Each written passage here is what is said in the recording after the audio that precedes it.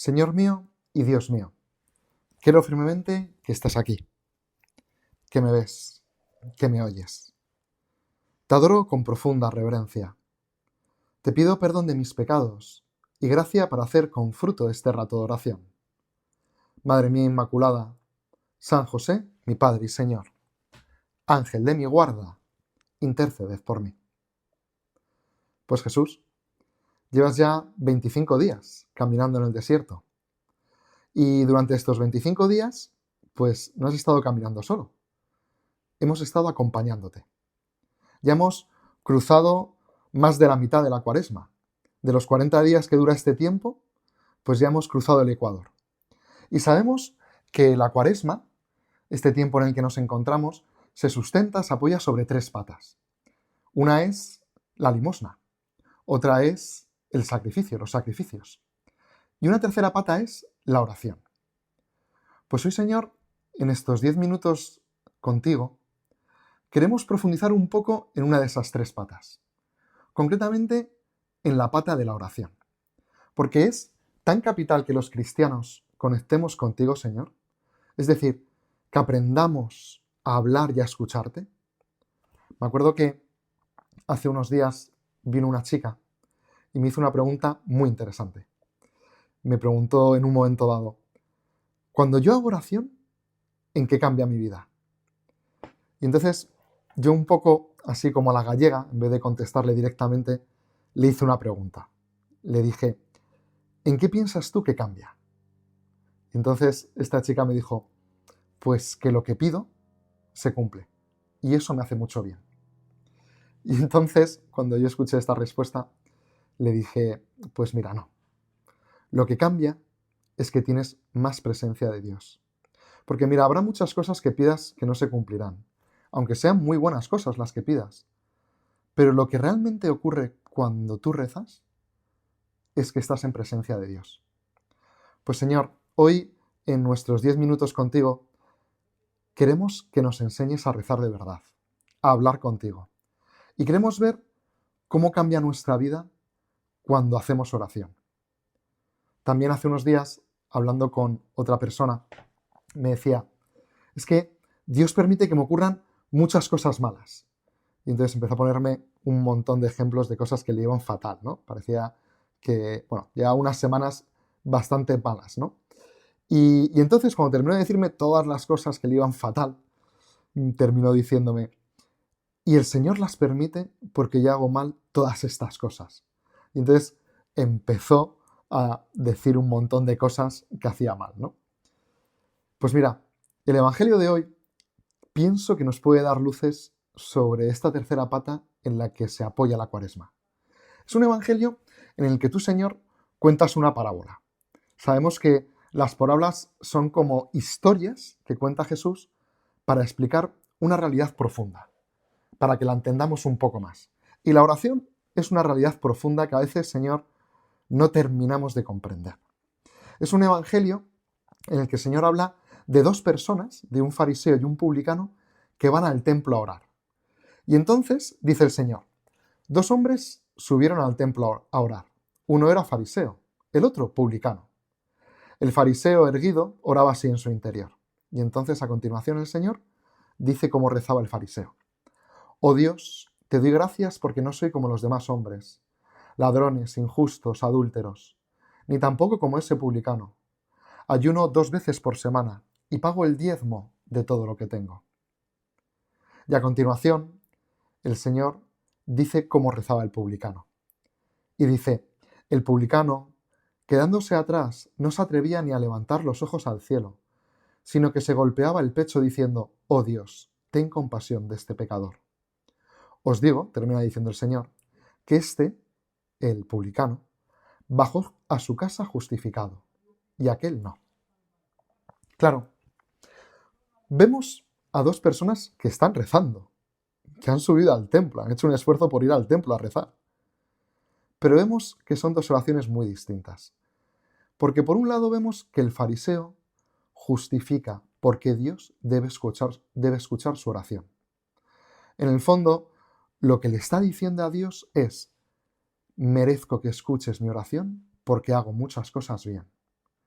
En el fondo, el fariseo se mueve por la lógica del mérito. Merezco que escuches mi oración porque ayuno, porque pago el diezmo, porque hago muchas cosas bien. Y a veces esto nos ocurre a nosotros. A veces pensamos que si cumplo con los mandamientos le demuestro a Dios que soy digno de su atención. Y a veces nosotros nos gustaría presentarnos así ante Dios en nuestra oración. Nos gustaría decirle al Señor, ¿ves? Soy perfecto. ¿Ves? Todo lo que tenía que hacer lo he hecho. ¿Ves? Me merezco el cielo. Merezco que escuches y cumplas lo que te pido. Y la vida cristiana no funciona así. No funciona por la lógica del mérito. Sin embargo, el publicano no se justifica. El publicano en su oración se muestra tal y como es, delante de Dios, y reconoce que no es perfecto. El fariseo se justifica a sí mismo, y el publicano, y esto es lo interesante, es justificado por Dios, porque hace una oración veraz, verdadera, se muestra tal y como es. Y muchas veces a nosotros nos ocurre esto. Por eso, cuando los discípulos ven a Jesús, ven a Jesús rezar, se quedan flipados. ¿Por qué? Porque cuando ven a Jesús ven que es una oración tan humana. De hecho, hay un evangelio que leíamos hace unos días, también en este tiempo de Cuaresma, que es cuando los discípulos ven a Jesús dirigirse a Dios Padre. Y al verle, le dicen, Señor, enséñanos a orar. Parece que le están pidiendo un método, ¿no? Una técnica para hacer oración.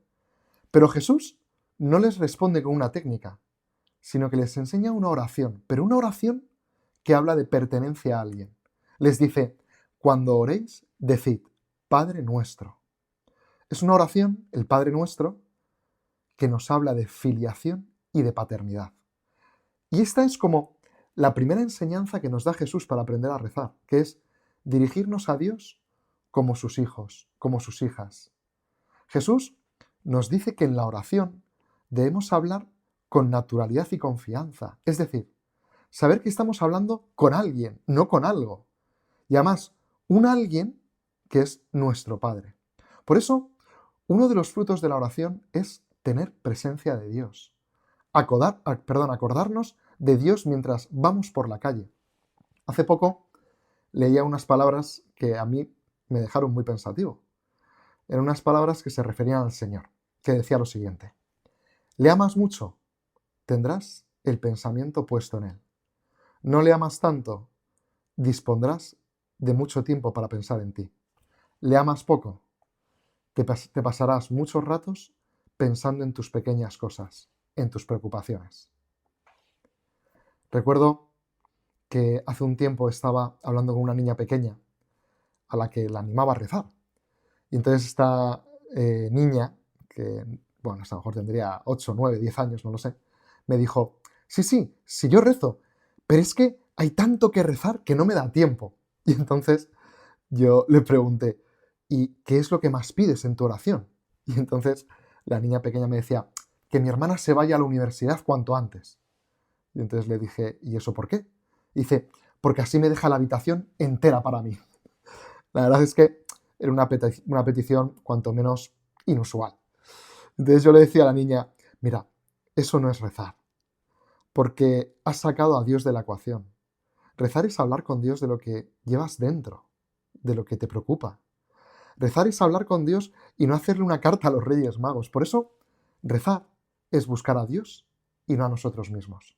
Y esto es muy importante y resuelve muchos problemas. ¿Por qué? Porque la oración es cosa de dos.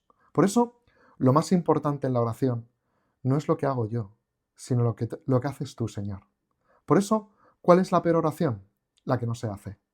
Por eso, ojalá despertemos en nuestro interior la conciencia de estar en tu presencia. Eso es lo primero y más importante que yo puedo hacer en la oración. Por eso, lo que importa en el camino de la oración es saber que estamos en tu presencia. Por eso, vale más una oración pobre, pero regular y fiel, que unos momentos de oración sublimes. En el fondo, se trata de hacer todo en tu presencia, Señor, sabiendo que nos ves y que nos escuchas. compartir lo cotidiano, lo corriente que uno hace, lo normal que nos sucede. Por eso también podemos rezar por la calle, en clase, sabiéndonos siempre en tu presencia. Pues Señor, te pedimos en estos 10 minutos que aprendamos a dirigirnos a ti porque eres nuestro Padre, que entremos en relación contigo y que realmente en nuestra oración no vayamos con una lista de cosas que queremos pedirte, sino que hablemos de lo que llevamos en lo más profundo de nuestro ser. Te doy gracias, Dios mío, por los buenos propósitos, afectos e inspiraciones que me has comunicado en esta meditación. Te pido ayuda para ponerlos por obra. Madre mía Inmaculada, San José, mi Padre y Señor, Ángel de mi guarda, interceded por mí.